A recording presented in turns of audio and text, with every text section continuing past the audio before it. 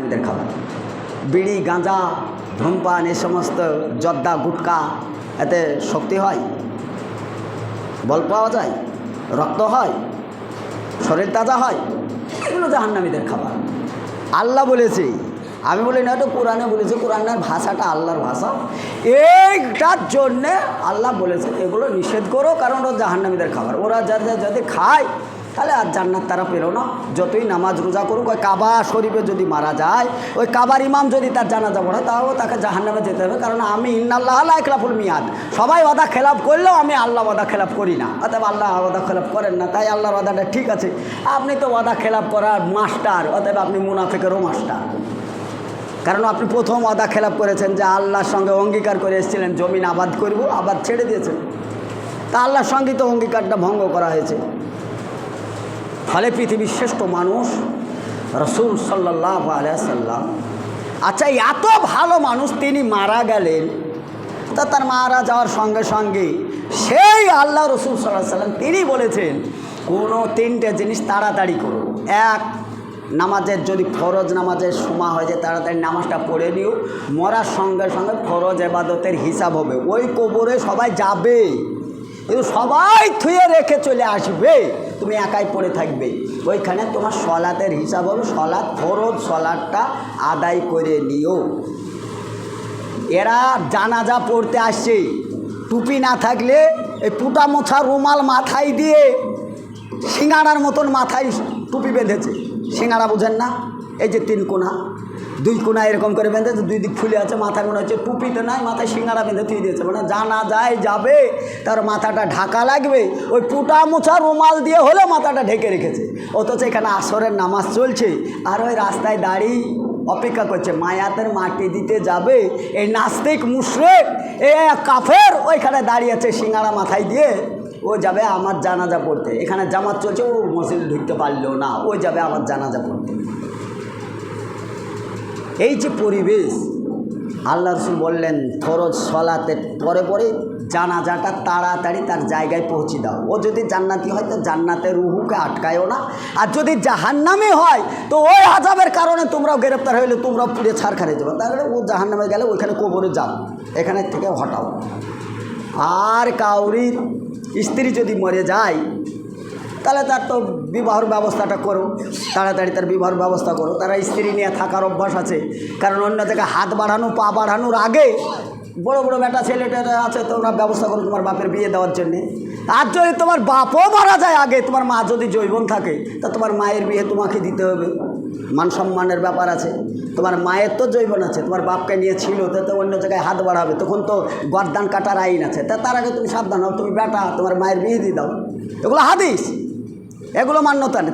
আর যে আল্লাহ রাসূল বললেন তিনটে জিনিস তাড়াতাড়ি করো, একটা ফরজ সালাত আদায় করো, জানাজা হলে মাটি দিয়ে দাও, আর স্ত্রী বা স্বামী মারা গেলে তার বিবাহ ইদ্দাতের পরে তার বিবাহ দেওয়া, মেয়ে ছেলে আর বেটা ছেলে হলে বিয়েটা দিতে হবে। তাই তিনটা তাড়াতাড়ি। অথচ আল্লাহ রাসূল মারা গেলেন 3 দিন ওপরে ছিলেন। কেন 3 দিন ওপরে ছিলেন? কেন? কারণ 3 দিন ওপরে থাকায় তারা মাটি দেওয়ার মতন সুযোগ সুবিধা করতে পারেননি। মাটি তো দিতে হবে, তো কারোর তো নেতৃত্ব লাগবে। এই নেতৃত্বটা কে দিবে? এই রকম জায়গায় এরকম মিটিং মজলিস করে নেতা নির্বাচন করা হলো। সবচাইতে আল্লাহ রাসূলের নিকটে ছিলেন আবু বকর সিদ্দিক রাদিয়াল্লাহু তাআলা আনহু। সেও তো রসুলের সম্বন্ধে আবু বকর বেশি বুঝেন। আবু বকরকে নেতা নির্বাচন করা হোক।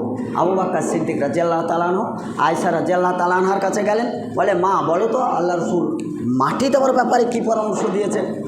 কেউ তো সিদ্ধান্ত নিতে পারে না মাটি কোথায় দেব। আয়েশা রাদিয়াল্লাহু তাআলা আনহা বললেন, একদিন কথাবার্তা হতে হতে বললেন যে নবীরা যে স্থানে মারা যায় তাদেরকে স্থানান্তরিত করা যাবে না, সেখানেই মাটি দেওয়ার ব্যবস্থা করতে হয়। এটা আল্লাহ রাসূল একদিন বলেছিলেন। আমার ঘরে মারা গেছেন। তা আয়েশা রাদিয়াল্লাহু তাআলা আনহার এই খবর শুনে আবু বকর সিদ্দিক রাদিয়াল্লাহু তাআলা আনহুর নেতৃত্বে মহামানব মহা আদর্শর মানুষ, রাহমাতাল লিল আলামিন, সাইয়্যিদুল মুরসালিন, খাতামান নবীন মুহাম্মদুর রাসূলুল্লাহ সাল্লাল্লাহু আলাইহি সাল্লামের শেষ দাফনটা করা হলো আবু বকরের নেতৃত্বে। তাহলে আগে নেতাটাকে নির্বাচন করার পরে একটা মায়াত দাফন হয়। একটা নেতা নির্বাচন হওয়ার আগে একটা মায়াত মাটি দেওয়া হয় না। এত বড় সমাজ চলে কি করে চলে? ও আমি যদি আজকে 20,000 টাকা দিয়ে চলে যাই, কালকে এই সমাজের আমি একজন মুড়ল হয়ে যাব। এ মুড়ল যে ভিতর ভিতরে এই তো মোটা কুড়োল, তা তার লোকে দেখে না। টাকা দিয়েছে মানে ও একটা মুড়ল। মুড়লের ভিতর যে কুড়োল, আর ভিতরে কোরআন নাই, হাদিস নাই, দিন নাই, নামাজ নাই, রোজা নাই, কটা টাকা আছে? আরে টাকা তো মুচি ডোম দোকালে সবারই আছে। টাকা কি করবেন? হে, টাকা কি দরকার হয়? এখন যা টাকা তো দরকারই হয় না। আমারই ছেলে পেলে 10,000 20,000 টাকা করে মোবাইল কিনে নিয়ে চলে আসছে। আমি চাই মোবাইল কিনে নষ্ট করছিস কেন? মোবাইল কে ছাড়া বাড়িতে 4-5টা মোবাইল, আমার মোবাইল কী করবি? বলছে এখন টাকার অভাব বুঝেছে আমার বাপরা, আমার দাদুরা খেজুর গাছের রস পেড়ে দিন কাটিয়েছে। আর এখন ছেলে পেলে মুড়কির মতন টাকা খরচ করছে। 10,000 20,000 টাকা কোনো ব্যাপারই নাই। 20,000 30,000 টাকা দিয়ে মোবাইল কিনছে। এই যে মোবাইলটা বলছে এখন আর চালাবো না, এখন 30,000 টাকা দিয়ে মোবাইল কিনবো। টাকার অভাব। ওই 30,000 টাকা মসজিদে দিয়ে দিলে কালকে মোড়ল হয়ে যাবে। মোড়ল নির্বাচন করেন দিন দেখে, এখনো দুনিয়া টিকে থাকবে। এই কুড়োল যদি নির্বাচন করতে যান, দিন জাহান্নামে চলে যাবে। চলে গেছে, যাবে কি কথা? আরও সব দালালের পাল্লায় পড়ে তা আরও চলে যাবে। অতএব যার মধ্যে দিন আছে তার পিছনে দৌড়েন, দুনিয়াও বাঁচবে, দিনও বাঁচবে। রব্বানা আতিনা ফিদ দুনিয়া হাসানা তো ফিল আখিরাতে হাসানা ওয়া কিনা আযাবান্নার। দুনিয়া আখিরাত বাঁচাইতে হলে দিনদার মুত্তাকান পরেশগার দেখে নির্বাচন করে। সে গরিব হোক। আল্লাহ রসুল সাল্লাল্লাহু আলাইহি সাল্লাম একজন অন্ধ ব্যক্তিকে মদিনার গভর্নর বানিয়েছিলেন। অন্ধ ব্যক্তিকে কিছুই দেখেন নাই, শুধু দেখেছিলেন তার মধ্যে দিন। আর আপনি দেখছেন টাকা পয়সা, সুদ খেয়ে, মদ খেয়ে, মার্ডার করে, ঘুষ নিয়ে, লোকের জমি দখল করে, রাস্তার গাছ গুচলি বেচে কোটিপতি হয়ে গেছে। ও এখন মাদ্রাসার সেক্রেটারি, ও এখন মাদ্রাসার সভাপতি, ও মসজিদের এখন ক্যাশিয়ার। দিনদার নাই। আল্লাহ রসুল অন্ধ ব্যক্তিকে করেছিলেন দিন দেখে। আর আপনি দিন চালাবেন টাকা দেখে। টাকা মুচি ডোম দুখাল টাকা এখন সাহারে ফেল দিচ্ছে। নোটবন্দির সময় দেখেছি টাকা হাজারও ফেলে দিয়েছে।